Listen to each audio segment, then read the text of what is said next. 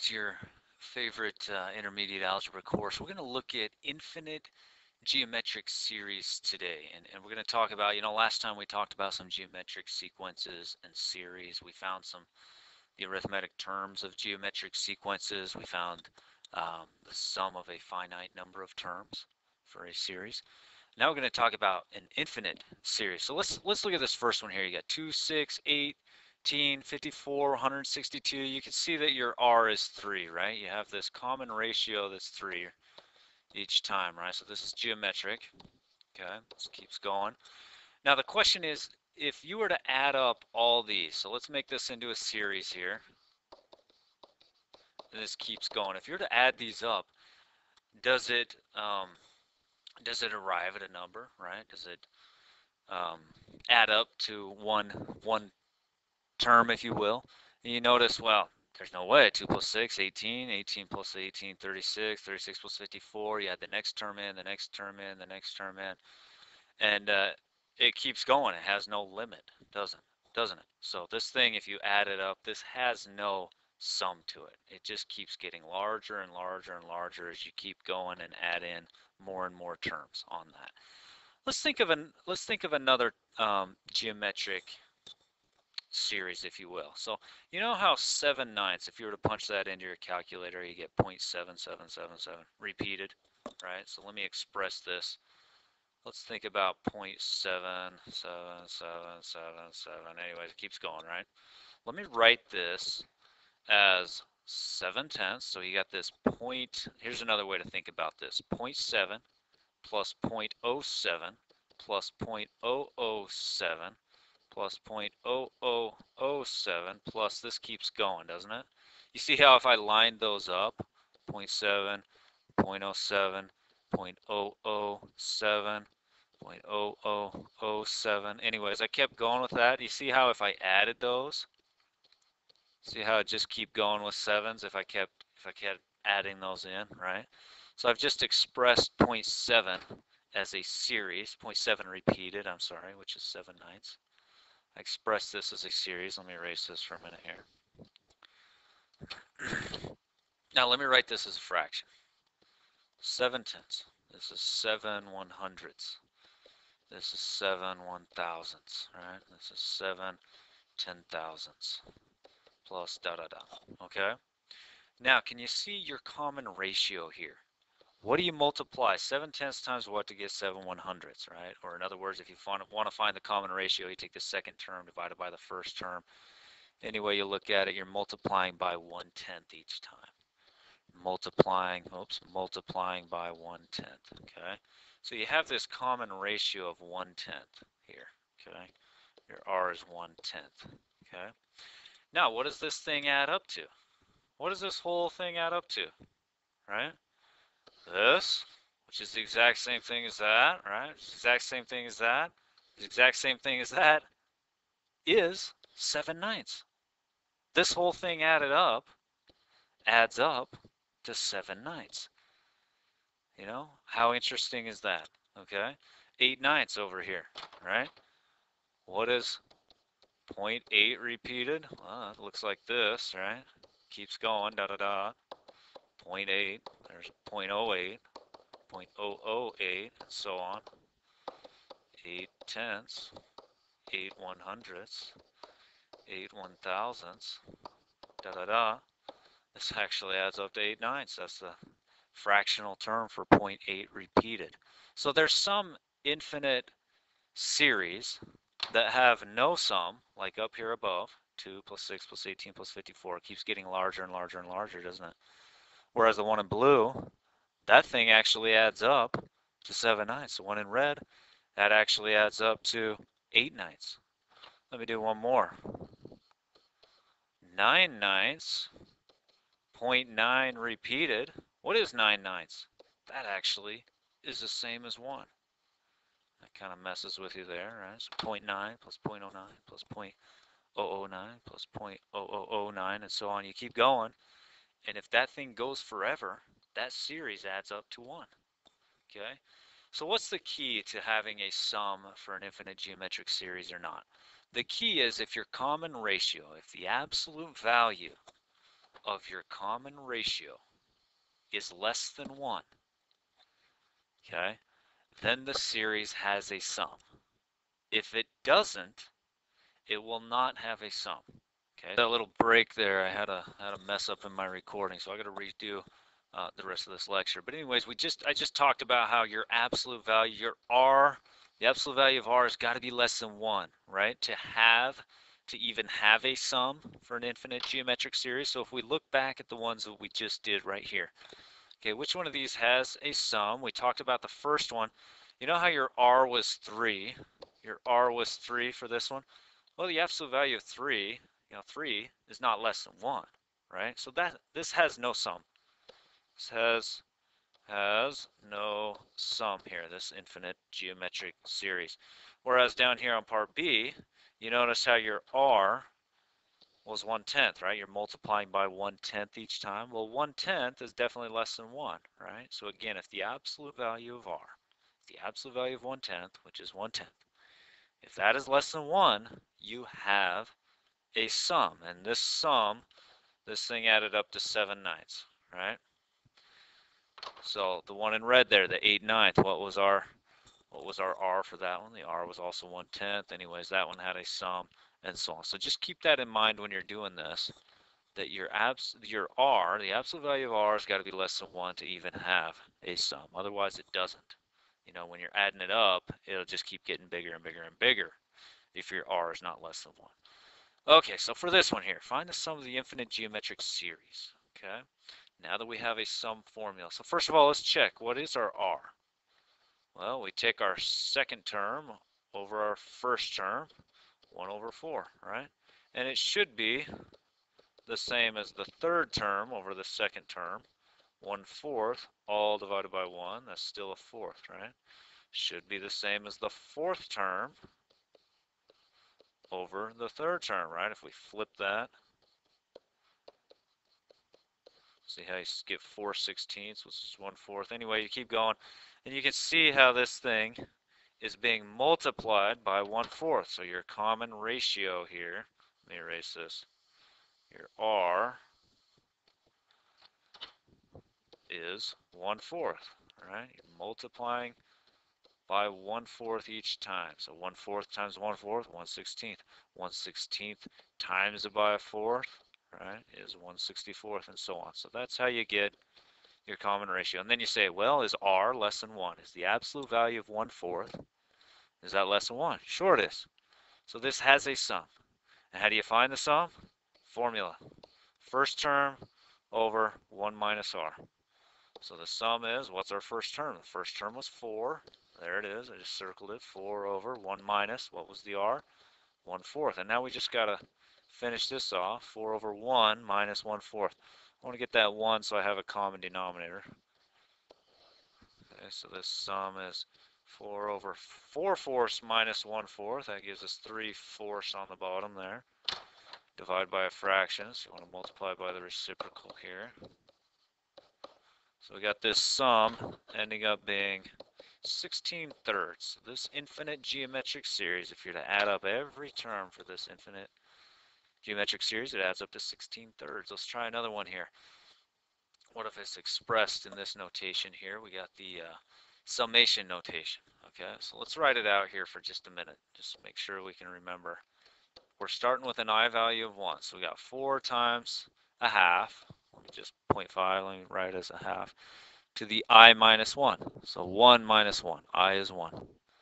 Plus 4 times a half. Now I is 2 here. So I got 2 minus 1. Now I is going to be 3.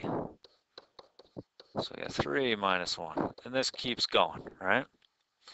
Now you notice here, 1/2 to the 0. Anything to the 0 power is 1, if you remember. Okay, so the first term is 4. Okay, the second term, we got 1/2 to the 2 minus 1. Well, 1/2 to the 1 is just a half. 4 times a half is 2. Let's do the next one. Got a 1/2 squared. That's 1 squared over 2 squared. So 4/4 is 1. Anyways, this thing keeps going. And now you see how we have our series here. So our common ratio is going to be the second term over the first term. So 2 over 4. That's a half, right? Or we could have taken the third term over the second term. That would also give us the same thing, half, right? So we got a common ratio of a half, and you can see times it by a half. 4 times a half is 2. 2 times a half is 1, right? So R is a half. When your common ratio is less than 1, right? The absolute value of the common ratio is less than 1. A half is definitely less than 1. You have a sum. So now we can say, oh, let's find it. The sum is A1 over 1 minus R. First term was 4 over 1 minus a half. Well, 1 minus a half is a half. Flip that and you got 8. Multiply by 2 over 1, right? Now let me show you a quick trick here. If you look up here at the initial rule here, you see this? This is A1 R. You see the n minus 1 here? Okay, except we have I, right? So A1 is 4. R is a half, right? So right away you can recognize in this case your half is given away and your A1 is given away. Okay, so you could actually go straight to that. I want to show you how to expand that, just a nice little review there. But anyways, your sum still ends up being 8, doesn't it? Okay, so if you recognize the geometric rule there, you're given A1 and you're given R and you can move on, right? Let's do another one here. An infinite geometric series. So you have your first term, A1 is 6. You have a sum of 12. Okay, so this thing does sum up. So you know this rule applies. Okay, has a sum of 12. Let me replace the S of 12. I know my 6 is my first term. I do not know my R. Okay, so fill in what you know here. Now let's get that R on top. So let's multiply by multiplication property of equality, 1 minus R each side. Okay, you see how those are going to cancel there. So we got 6. Let's distribute that 12 minus 12R. Now I'm just going to solve this thing for R. So let's subtract 12. Negative 12R is negative 6. Divide both sides by negative 12. Looks like R is a half. Okay, what's the common ratio of the series? 1/2. That's what they were asking for on that one. Okay, let's go down here. Next one. Let's write this repeating decimal as a fraction. Okay, so what is 0.32 repeated? Well, let's write this out. 0.32 repeated is 32, 32, 32, 32. Anyways, that keeps going, doesn't it? Okay. Now let me write it this way. That's 0.32 plus 0.0032 plus 0.00032. Okay, so here's the first one, 0.32. That's this piece, right? Now the 0.0032, that's this piece. Okay, 0.00032. Did I say enough O's there? I'm not sure. That's this piece, if you will. Okay, and you can keep going on this, right? But think about it. If you have 0.32 and then you're adding in 0.0032, if you're going to add these up vertically, then you're going to add in 0.00032. And you keep going. Let's do it again. 0.00032. Anyways, this keeps going, right? And you add these up. See how you would have, add them up, 3 here. And you'd have 2 plus all those zeros. And then vertically, so I'm looking right here now, right? 3 plus 0, 0. Now I'm looking here, 2, 3, 2. Anyways, it keeps going, doesn't it? 3, 2, da, da, da, right? If you were to keep doing this pattern, do you see how I've expressed that as 0.32 plus 0.0032 and so on? Now let me express that as a fraction. This is 32 100ths. This is 32 10,000ths, okay, to the 4th decimal place, if you will. This is 32. Let's make sure I got that right. 32 millionths, right? I'm to the millionths place right there. Anyways, this keeps going, dot, dot, dot, okay? All right, now I got this thing expressed as a sum here, as a series. geometric series. What's my common ratio? Can you see how you're multiplying by 1/100th or 0.01 each time? Multiply by 1/100th. In other words, the bottom gets 2 more zeros each time. Okay, so your common ratio is 1/100th. Well, that's definitely less than 1. The absolute value of that number is less than 1. So it has a sum. And the sum is, let's find it out. First term, right here, 0.32, right? 32/100ths or 0.32, however you prefer to do this with fractions or decimals, over 1 minus the r, which is 1/100th. Okay, change that 1 to 100 over 100. So on the bottom I have 100 over 100 minus 1 over 100, 99 over 100. Okay, I go ahead and flip that. 100 over 99. 100 over 99. See how the hundreds cancel? So this sum is 32 over 99. That's the sum of all this, okay? In other words, 0.32 repeated in rational form is 32 over 99. Okay? All right, let's move down here. Let's do the last one. A pendulum swings 15 meters going left to right. So pendulum, okay? On its swing back, it swings 85% as far as the first swing. Okay, so we have this pendulum here, right? It's swinging back and forth type of deal. Okay. So it swings 15 meters on the first, going left to right. First time, right? 15. And then on the way back, on a second swing back, it swings 85% as far as the first swing. So I'm only 85% of that first term, if you will, right? And then next time, same thing, 85%. So I have, here's the last one, 15 times 0.85, right? But I'm only 85% of that. Okay. And the next one, now I'm going to take 85% of this one, right? So there's the previous one, but I'm only taking 85% of that, right? And so on. Okay, so let me write this, clean this up a bit, 0.85. There's 0.85 squared, 2 of those. There's 0.85 cubed, 3 of those. Anyways, and so on. You probably see this pattern. What are you multiplying by each time? You're multiplying by 0.85, right? So that's our common ratio. Multiplying by 0.85 each time. Okay, it's 85% of the previous term. Okay, so yes, that's less than 1. So this has a sum because you're finding the total distance traveled by this pendulum when it finally stops. So you're adding up this entire series. Okay, first term 15, 1 minus 0.85, the r. 15 over 0.15, which is the same as 15 over 15/100ths.